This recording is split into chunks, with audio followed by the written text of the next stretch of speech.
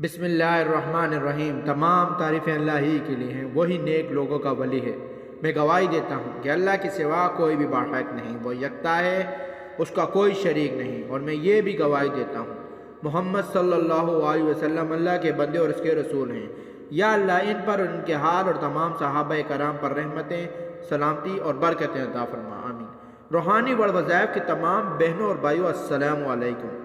کیسے ہیں آپ سب؟ امید کرتا ہوں کہ آپ سب خیر و عافیت سے ہوں گے۔ بہت سے مرد اور خواتین یہ ہم سے اکثر سوال کرتے ہیں کہ آپ ہمیں ایسا وظیفہ بتائیں کہ ہمارا ذاتی گھر ہو جائے۔ ذاتی گھر ہونا، ذاتی مکان ہونا، یہ اللہ تبارک و تعالیٰ کی بہت بڑی نعمت ہے۔ آپ صلی اللہ علیہ وسلم نے فرمایا کہ خیر اور برکت اگر ہو تو تین جو ہے چیزوں میں پائی جاتی ہے۔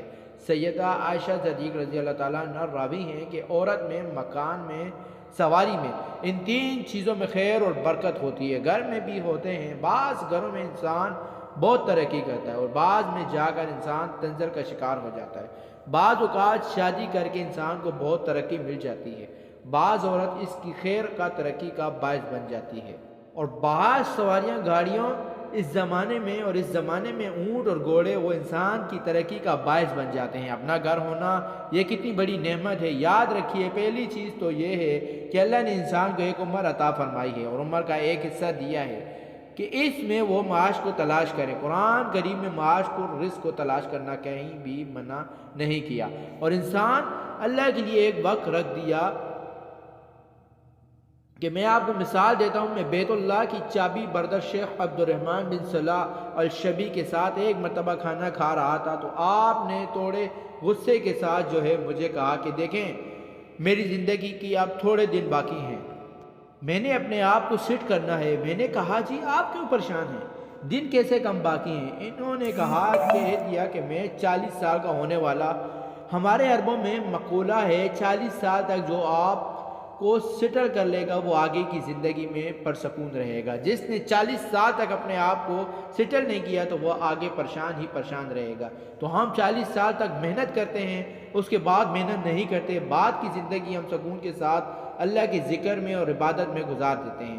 پہلے میں نے کہا کہ ہم اپنے پاس جمع کر لیتے ہیں، اب یہ ان کا اپنا مزاج ہے عربوں کا۔ میں نے آپ کو بتایا ہمارے ہاں 40 سال تک بچہ سمجھا جاتا ہے اور اس کو بالکل جو ہے کوئی بوجھ نہیں ڈالا جاتا، پھر وہ 70 سال تک دھکے پریشانیوں کا شکار رہتا ہے۔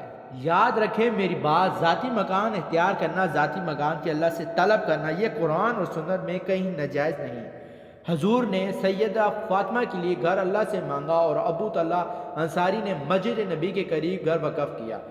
آپ کو اب آپ کا کام ہے اللہ سے مانگنا۔ وہ آیت کریمہ خاص سے سورۃ عرف کی، آپ اس آیت کریمہ کو پڑھنے اللہ سے مانگیں، 40 دن پڑھیں، پھر 40 دن پڑھیں، پھر 40 دن پڑھیں۔ انشاءاللہ 3 چلے پڑھنے سے اللہ آپ کو ضروری ذاتی مکان دے گا، چاہے اللہ جس ذریعے سے دے۔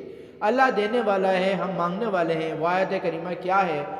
وَلَقَدْ مَكَنَّاكُمْ فِي الْأَرْضِ وَجَعَلْنَا لَكُمْ فِيهَا مَعَايِشَ قَلِيلًا مَا تَشْكُرُونَ۔ اس آیت کریمہ کو 111 مرتبہ پڑھیں اور اس کے بعد جو ہے دعا کریں یکسوئی سے۔ آپ یہ اول و آخر 3 بار درود شریف پڑھ لیں۔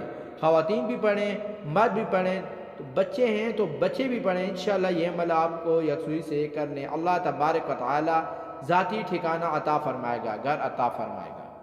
اور ویڈیو کو صدقہ جاریہ کی نیت سے شیئر بھی کریں۔ جزاک اللہ۔ پیارے بھائیوں اور بہنوں، میں امید کرتا ہوں کہ آپ کو ہماری آج کی ویڈیو پسند آئی ہوگی۔